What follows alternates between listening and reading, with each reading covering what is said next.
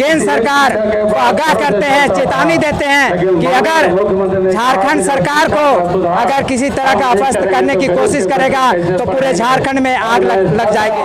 कि पूरे देश में जो भारतीय जनता पार्टी है उसकी जो अनुषंगिक कमाइयाँ जो इकाइयाँ हैं वो काम करना बंद करती है। उनके पास जो देश की संवैधानिक संस्थाएं हैं, ईडी है, सीबीआई है, उसका उपयोग कर रही है। झारखंड को और झारखंड के जो जनमानस है उनको भी तबाह करने का काम करता है। ये लोग का हिंदू मुसलमान से लड़वाना, क्रिश्चियन को हिंदू से लड़वाना, यहाँ लड़वाना, मंदिर मस्जिद के नाम से ये लोग लड़ाई करना, यही बीजेपी का नाम है।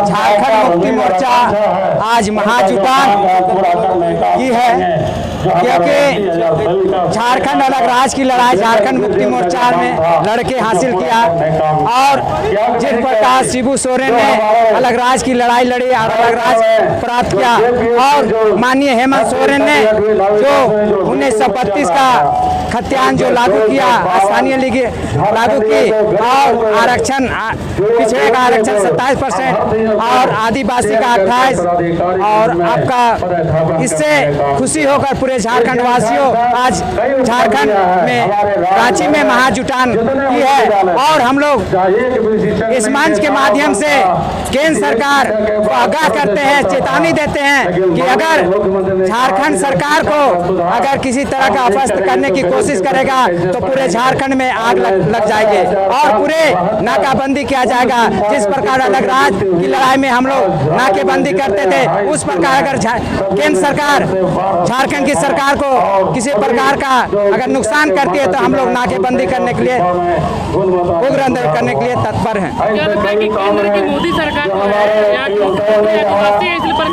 हाँ, इस आदिवासी है और एक आंदोलनकारी का बेटा है, इसलिए परेशान कर रही है और वो बीजेपी चाहती है कि यहाँ से लूटने का काम करना चाहती है। और अगर हम लोग झारखंड मुक्ति मोर्चा की सरकार है जिससे यहाँ के विकास हो रहा, पूरे झारखंड का विकास हो रहा, उसको पेट में दर्द हो रही है, इसलिए वो चाहती है कि झारखंड सरकार को गिराना चाहती है।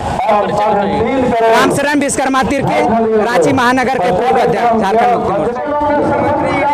में पहुंचे हुए हैं, पूछताछ जारी है, क्या कहेंगे?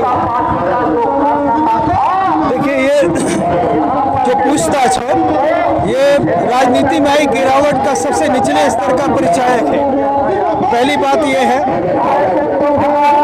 कि पूरे देश में जो भारतीय जनता पार्टी है उसकी जो अनुषंगिक कमाइयाँ जो इकाइयाँ हैं वो काम करना बंद करती है। उनके पास जो देश की संवैधानिक संस्थाएं हैं, ईडी है, सीबीआई है, उसका उपयोग कर रही है। उनको भाजपा को अपने पार्टी के कार्यकर्ताओं संगठन पर भरोसा नहीं था, अब उनको जो देश की संवैधानिक संस्थाएं हैं उस पर भरोसा करना पड़ रहा है। ये देश के लिए बड़ा दुर्भाग्यपूर्ण स्थिति है कि एक पार्टी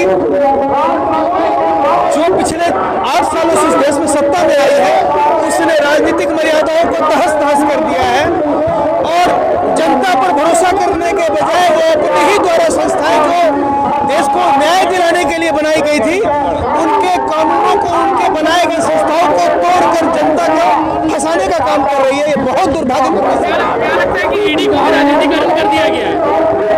मैंने आपको बोला कि भारतीय जनता पार्टी को अपने राजनीतिक संगठन पर भरोसा नहीं है, अब संवैधानिक संस्थाओं पर अपने संगठन बना लिया गया है।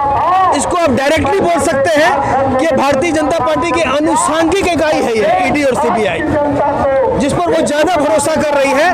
भारतीय जनता पार्टी को अपने कार्यकर्ताओं पर भरोसा नहीं रहा। जैसे कि मुख्यमंत्री अभी ईडी कार्यालय गए हैं, अगर किसी तरह की आंच आती है तो झारखंड की जनता तैयार है। देखिए, ये स्वतः स्फूर्त लोग आए हैं, ये पार्टी की तरफ से कोई कॉल नहीं था। मैं आपको बता रहा हूं कि अगर किसी तरह की अनहोनी घटना घटती है तो आप समझ लिए भारतीय जनता पार्टी का इस झारखंड राज्य के 22 साल बनने के बाद जब अगर चुनाव में जाएगी तो सबसे बुरी स्थिति में जाएगी। मैं आपको बता दे रहा हूं कि 2 अंक में नहीं पहुंच पाएगी। वो जो माहौल है उसको भारतीय जनता पार्टी को समझना चाहिए कि पिछले 22 वर्षों में ये 3 साल का हेमंत जी का जो कार्यकाल रहा है उसमें जितनी भी समस्याएं थी उनको हल करने का काम हेमंत जी ने किया है और जनता की भावनाओं को उनको समझना चाहिए। यहाँ आया है आक्रोश रैली में जो बीजेपी और AD/CD जो है ना हमारे मुख्यमंत्री हेमंत सोरेन को काफी दिनों से परेशान कर रहा है। जब वो राजनीतिक में नहीं सका, बीजेपी वालों ने जब हताश हो गया, हर जगह पे हर क्षेत्र में पूरे झारखंड में कहीं सपोर्ट नहीं मिल रहा है, ये लोग सोच रहा है कि विधायक को खरीद फरोख्त करके कैसनो करके हम लोग अपना सरकार बनाएंगे। लेकिन हम लोग बेईमान नहीं है, हम लोग ईमानदार है। झारखंडी हर ईमानदार होता है, कोई बेईमान नहीं होता है। और ये लोग सरकार को गिराने का षड्यंत्र काफी दिनों से रच रहे हैं। बीजेपी वाले लोग खरीद फरोख्त करते हैं और जो हमारे यूपी के जो गठबंधन के विधायक हैं उनको साजिश करके AD/CD को भेज के जांच एजेंसी जो ED स्वतंत्र एजेंसी है जो किसी की बात नहीं सुनती है उसको केंद्र सरकार ने उसका कान को वहीं ठेठ के उसको हेमंत सोरेन के पास भेजता है और बोलता है कि तुम जाओ और उसको तुम जैसे भी हो, खनन लीज मामला में कोई मामला नहीं है। हेमंत सोरेन कभी गलत नहीं किया है आज तक, ना वो कभी गलत करने देगा। इसी को लेके आज सरकार को तहस नहस करने का काम ये लोग कर रहा है। लेकिन ये लोग का मंशा कभी जिंदगी भर पूरा नहीं होगा। 2024 तो क्या 2029 में भी भाजपा सपना में भी नहीं सोचेगा कि हम सत्ता में कभी आएंगे। और ये लोग झारखंड को और झारखंड के जो जनमानस है उनको भी तबाह करने का काम करता है। ये लोग का हिंदू मुसलमान से लड़वाना, क्रिश्चियन को हिंदू से लड़वाना, यहाँ लड़वाना, मंदिर मस्जिद के नाम से ये लोग लड़ाई करना, यही बीजेपी का नाम है। 17 साल भाजपा सत्ता में रहा है लेकिन आज तक कोई भी काम नहीं किया बीजेपी ने। 17 साल मतलब कि 22 साल में 17 साल भाजपा रहा गवर्नमेंट में, बाबूलाल मरांडी रहा, अर्जुन मुंडा रहा और भी रहे। लेकिन आज वो बाबूलाल मरांडी घर घर बोल के चल रहा है ऐसा है वैसा है, अरे उसका अब क्या जमाना रह गया है, वो तो बुढ़ा हो गए हैं, अब वो ज़्यादा दिन का मेहमान भी नहीं है। और आने वाला दिन में भी, और अभी हेमंत सोरेन हमारे माननीय मुख्यमंत्री जो ED बुलाया है वो गए हैं, उसको कुछ नहीं होगा और वो बाइज्जत बरी होके आएंगे। और मैं यही कामना करता हूँ कि आने वाला दिन में भी JMM का झंडा यहाँ लहराएगा। अगर मान लीजिए कि अगर ED उन्हें गिरफ्तार कर लेती है, अगर ED गिरफ्तार करता है तो ED को हम लोग चढ़ जाएंगे। ED में हम लोग इतना कार्यकर्ता मजबूत है ना कि यहाँ तो अभी झांकी है, अभी बहुत कुछ होना यहाँ बाकी है। और यहाँ सरकार का कार्यकाल पूरा करेगा 5 साल का, उसके बाद जो आम चुनाव होगा उसमें भी गवर्नमेंट पूर्ण बहुमत में सत्ता में आएगा। जैसे अभी JMM का 32 सीट है, आने वाला दिन में UPO का 65 पार करेगा।